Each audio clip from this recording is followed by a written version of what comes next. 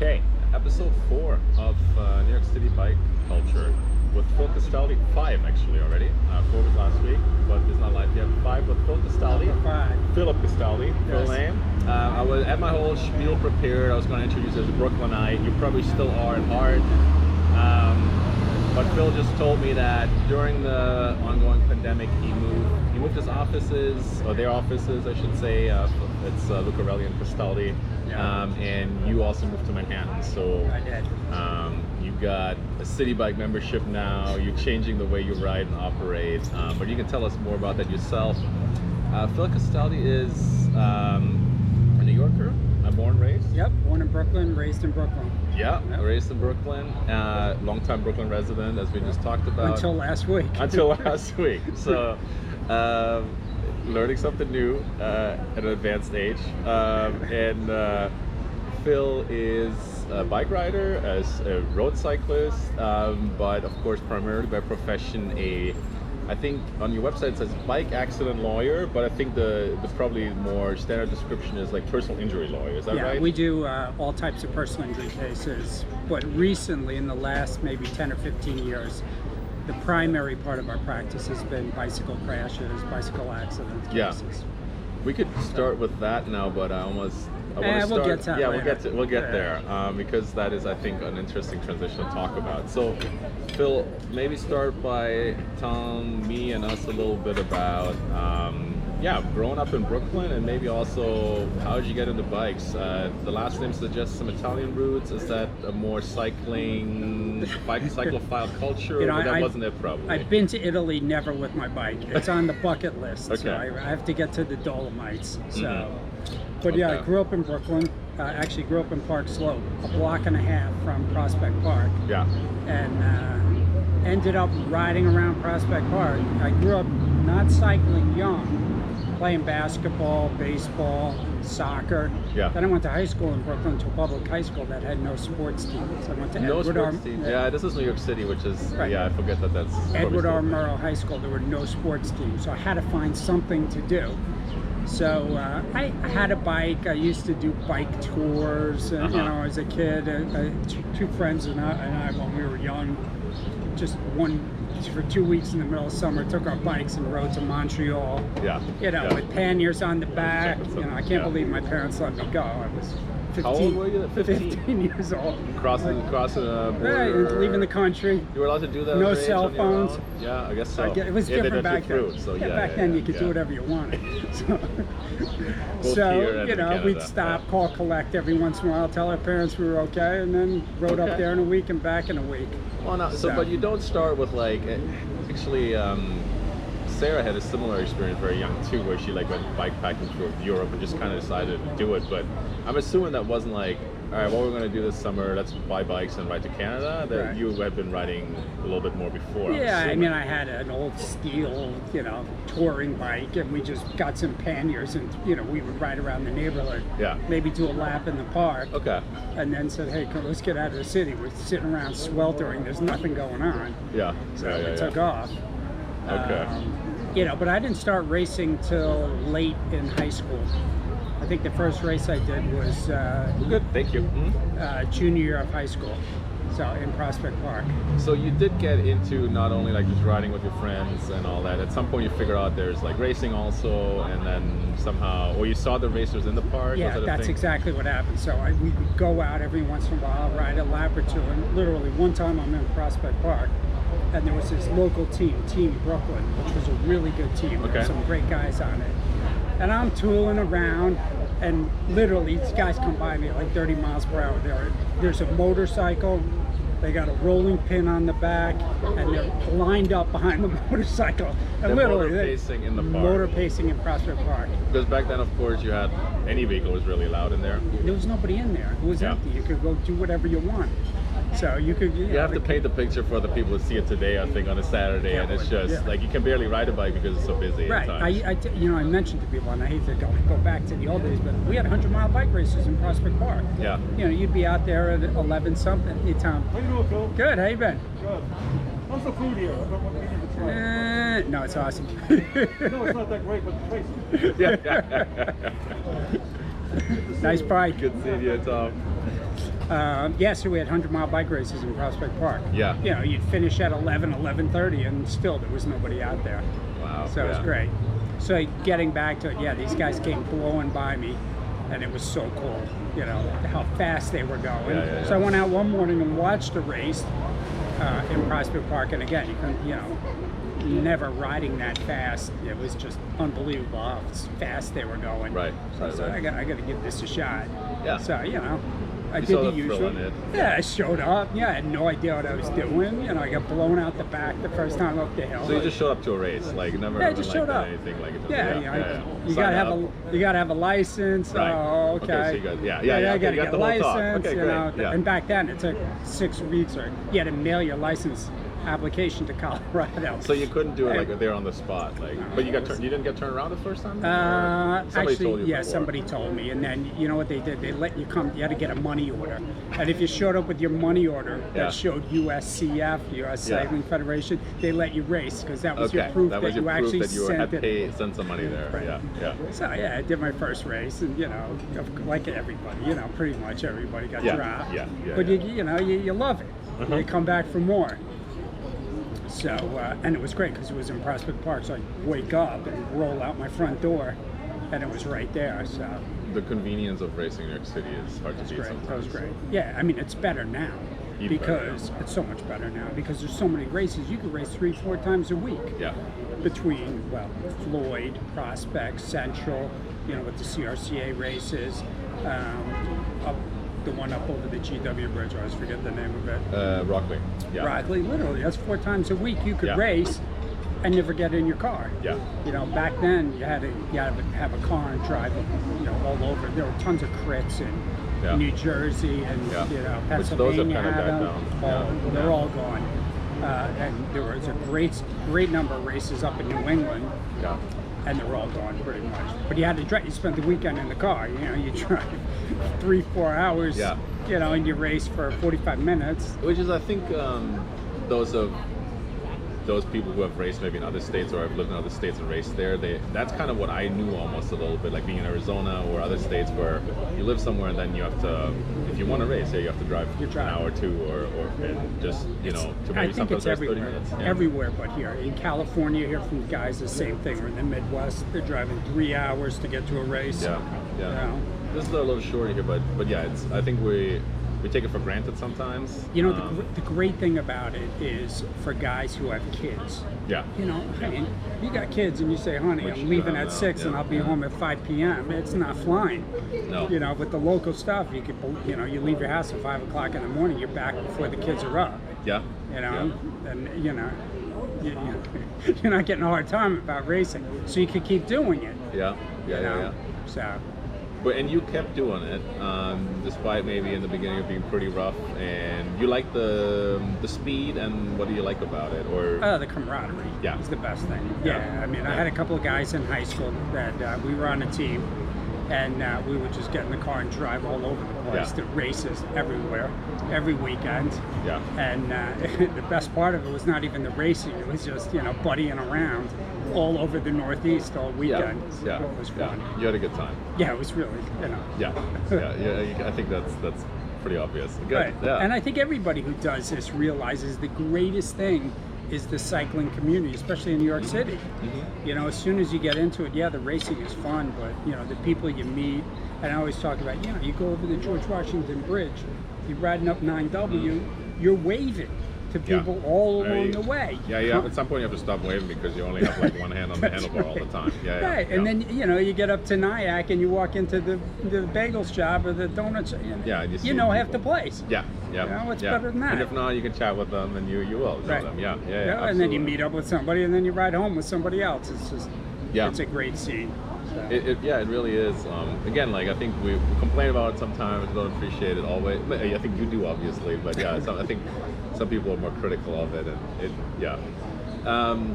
I definitely don't want to get into the olden days. I think we'll talk about the olden days a lot. They were better in some ways, and maybe worse than others. Like I think you've already touched on that. But what going on to you? Like, so you stuck with it through college and everything, because then you often have people who they like it, but then life comes in between, and I think that's what that's normal, happened to me. right? Yeah. Oh, it totally happened to me. I raced through college 2 years after college, and then I went to law school, and then I had kids. This was And all in the area, like, or like within yeah, reach of New at York? one point I was in Brooklyn, but and then I moved out to Jersey when we had the kids, and I didn't ride my bike for close to 15, 20 years. Wow. Yeah, Okay. right. So. You're just starting out as a lawyer, and Right, I was working. I had 2 kids, and I couldn't disappear for the whole day. And now you're in New Jersey, and you can't just roll out of bed and go to the park. Right. Yeah. So I didn't ride literally, like I said, for at least 15 years. So when I came back, I'm like, that's another story. But I'm like, oh yeah, whatever. I'll just get back into it. Yeah. And it was hard.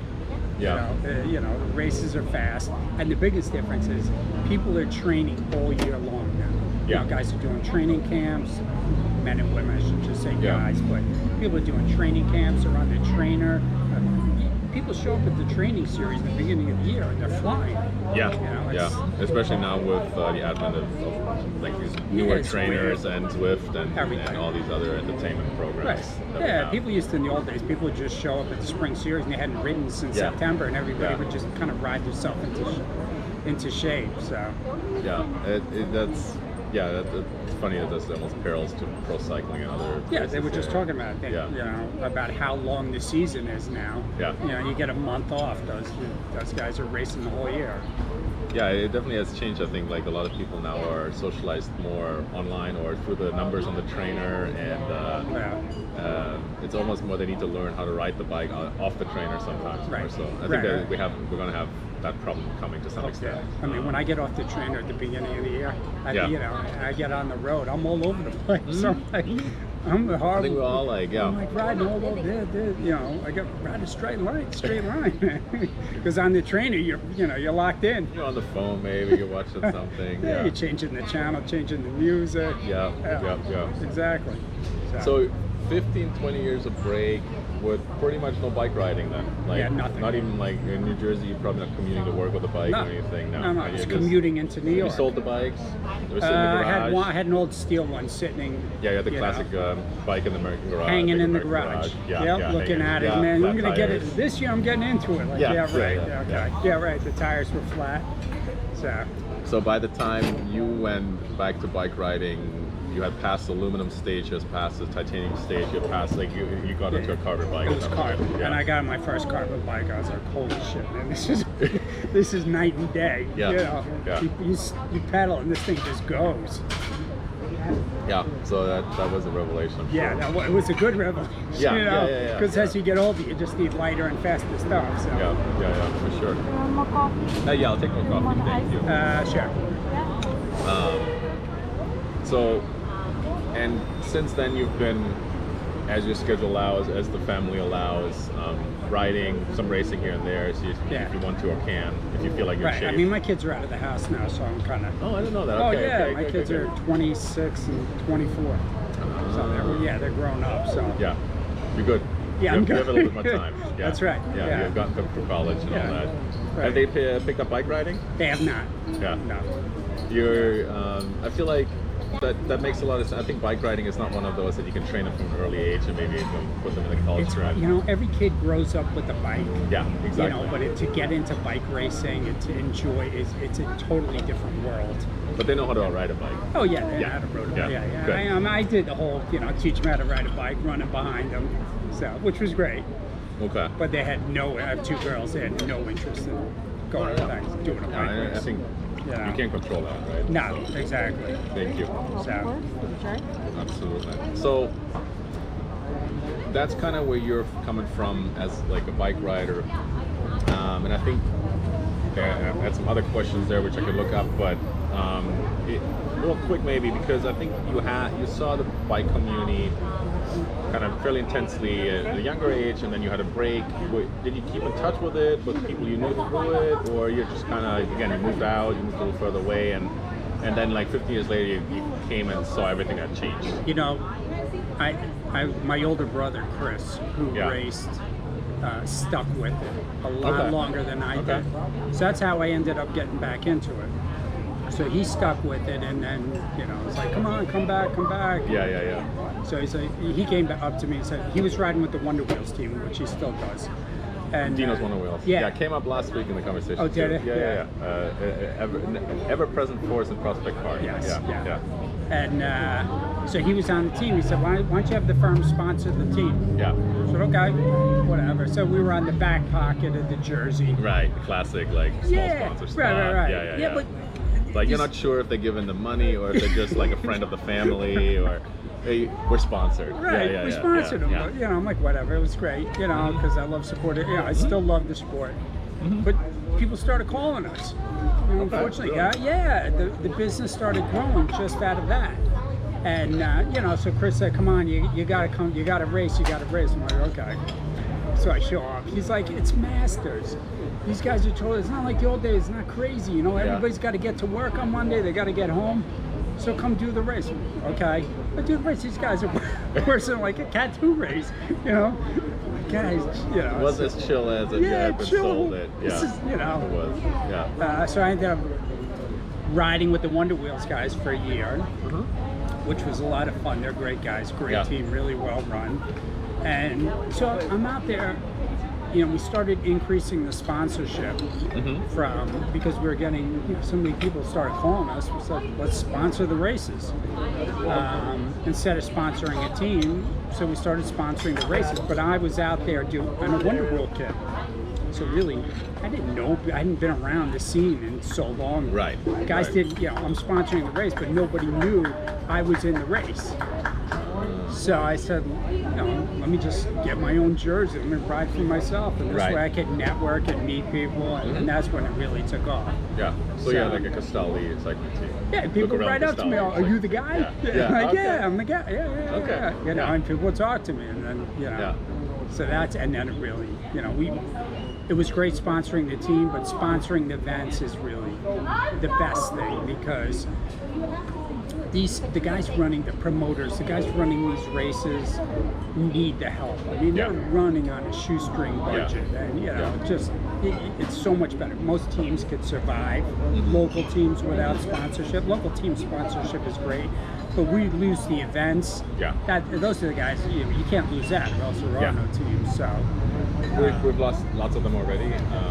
Again, in the city, we're fairly fortunate, but And in the end, this is a whole other thing that I really want to talk more about with the people who direct the races, and I have some of them lined up, but the cost is higher than people think it is, and I think there's still people who think that you can make a lot of money promoting bike races, and I think it's much more of a... I don't think anybody promoting a race is making money. It's certainly not to live off them or anything. Pay the bills, and if there's a little bit left, maybe, that's good. But you have so many fixed costs in running a race, and people register at the last minute, and if it's a rainy day, they're not showing up. Yeah.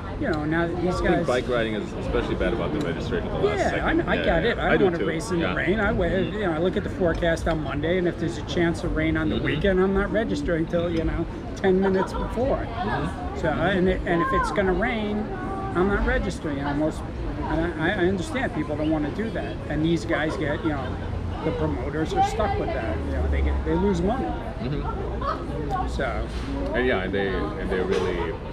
It's mostly a service to the community, race promoting, than it is a business. Listen, you'll talk to them. You talk to them. Well, again, we don't want to get too deep into that. Yeah, it's not my thing, And, but I think it's important that the community knows a little bit more about it, because I do think that there's a perception that 110 races in Prospect Park, that that should leave plenty of money, again, you know the talk numbers. to them about it. I know it's not. The biggest concern is losing those venues. Right. And we've been through it with you guys too, with Floyd on last year, because the joke always was at some point we're all just going to be racing at Floyd Bennett Field on a deserted runway. And we almost lost that yesterday. It's the only safe place, and it's such an obvious, we're not interfering with anybody else. Right. And, Who cares and if even we're out that there? was suddenly gone from It was gone. Time, right.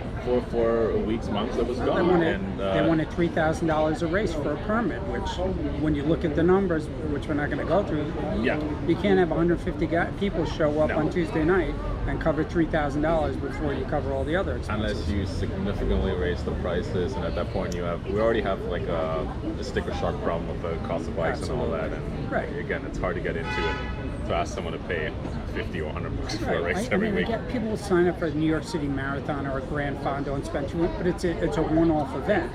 You have local racers racing 3-4 times a week, and you're spending $100 a week, $150 a week. That's $600 a month on entry fees. And of course, the setup is a lot different at Floyd. When you show up, and there's a few guys there, and you'll register, and the races run safely, but that's about it. I mean, there's not a cheering stand in a section and live updates from the track. But that was a battle to save Floyd Benefield. And that was the best thing about the community, the way our community came together to save Floyd Benefield. I mean, everybody called in every connection they knew. And it was across media, teams and organizations, I think, and everybody who I think, maybe we should get a little bit into that more. Maybe with you, maybe with someone else, kind of talk about that particular effort, because I think it does really show some of the grit in the community and the willingness to save. Everybody knowing that this is such a vital place to save. It was coming to an end based on what they wanted. They would not even meet with us to negotiate a lower rate for the $3,000 per race permit fee. Yeah, I mean, a little context there for the people to know. There was a change in how the permitting was done at Floyd, and basically I think they essentially privatized the permitting process to a semi-private company. Yeah, National Parks Department turned it over to the gym facility, Aviator Sports out there, and said, you just deal with Aviator. And Aviator, I don't know, they had costs, and they went back to NPS and said, we're going to charge this amount of money. And NPS said, okay, whatever, that's fine by us. We're not, and we're they told us to deal with NPS. And it worked to some extent, because I think they had these, Tough Mudder races or things like that, where they get, 3,000 people paying $150 to go do some racing. $3,000 was nothing. And like I said, it was a one-off race. Or twice a year.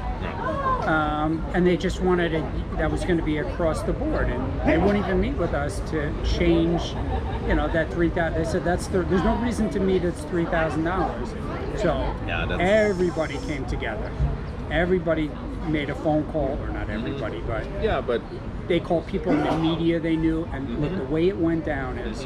There was an article in the Wall Street Journal, I think. Well, there was talk about it. So, but literally, one of the media outlets was on its way down to Floyd Bennett Field. They finally met with us, and they said, "Well, we'll see what we could do."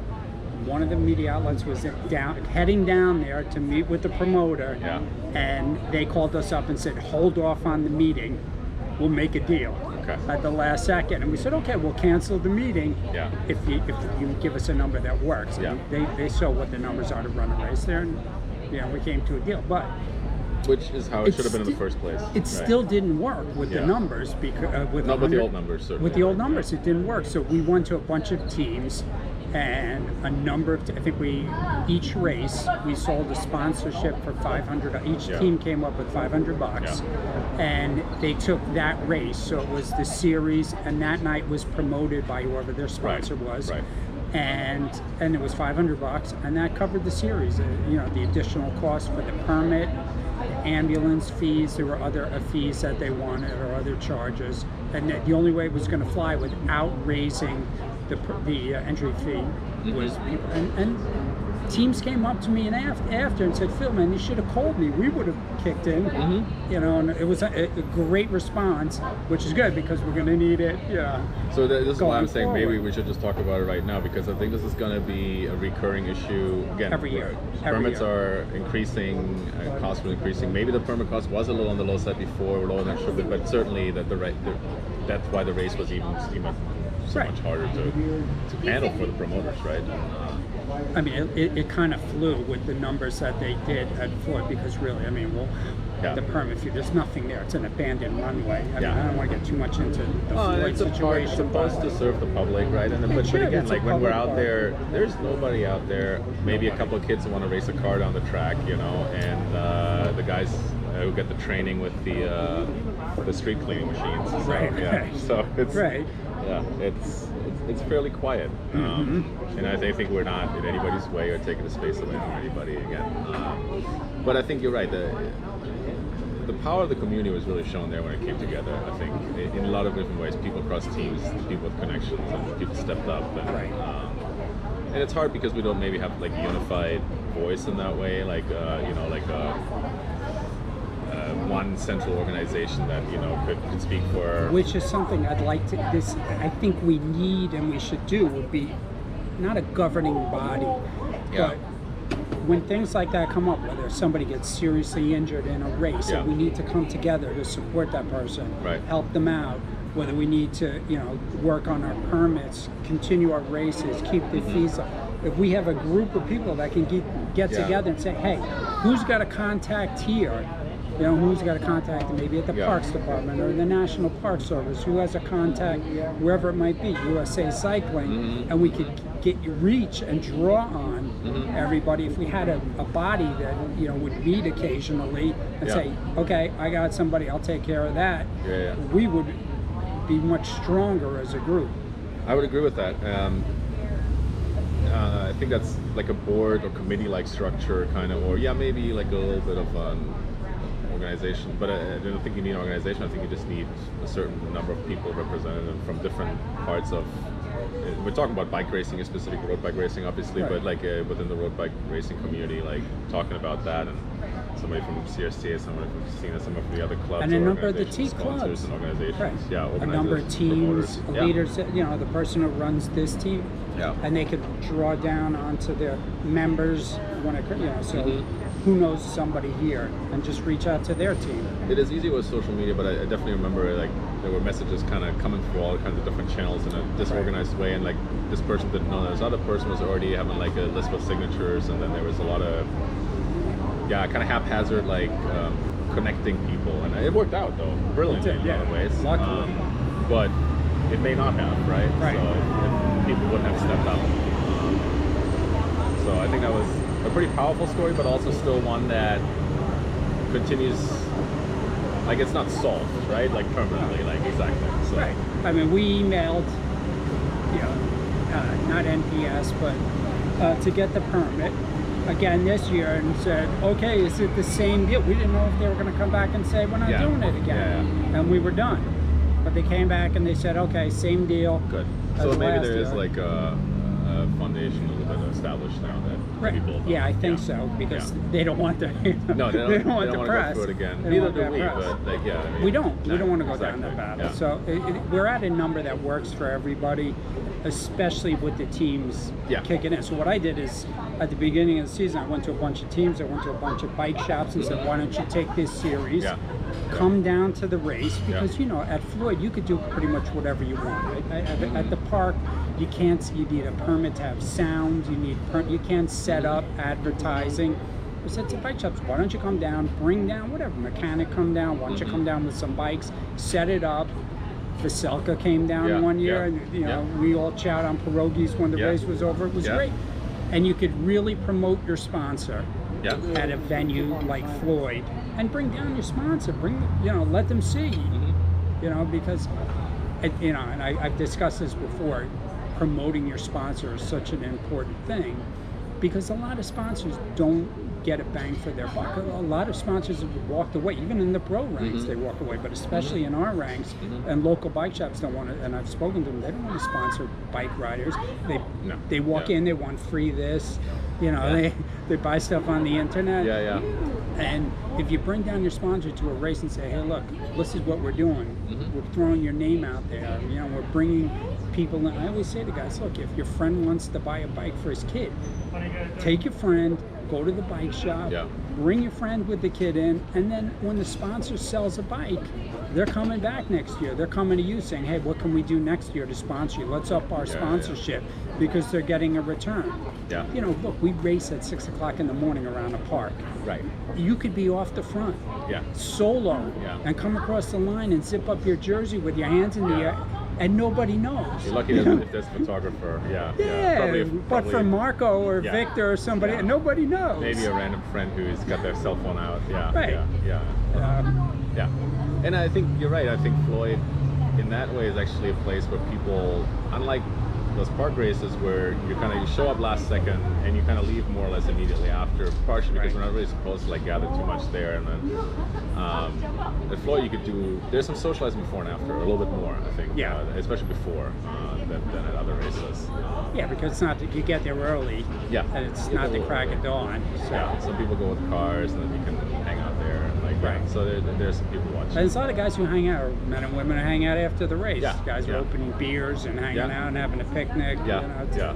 And there's a lot of people who come down too who don't even do the race. Right, that's what I mean. It's, Yeah. You know, because it's at a good, respectable hour. It's hard to go see a bike race at 6 o'clock in the morning when you go to it when you're not racing. Yeah. You know. We don't get Absolutely. much of a crowd. No, and I think, well, hopefully nobody's in it, at least for the local level for that. Yeah. No, so no. I think it's a fascination with the sport, the passion for it. Yeah. Or like just wanting to do something physically active. So we've touched on a lot of things here, and I think this is like one of the highlights of like what can happen in the community and what can be a success, and that you've seen also as a sponsor. But we keep coming back to that. Don't want to get too like businessy, but the ROI, the return of investment, the return like, and I think you're right that for people who support the community, that has to be a question: what am I getting out of it? Because like, you shouldn't just have to sponsor a team because you're a bike shop or a bike lawyer, right? It's like it's not. You could argue it is your responsibility because well, you're part of the community, that the community feeds you, and the other way. But it's a give and take, and like you said, I think.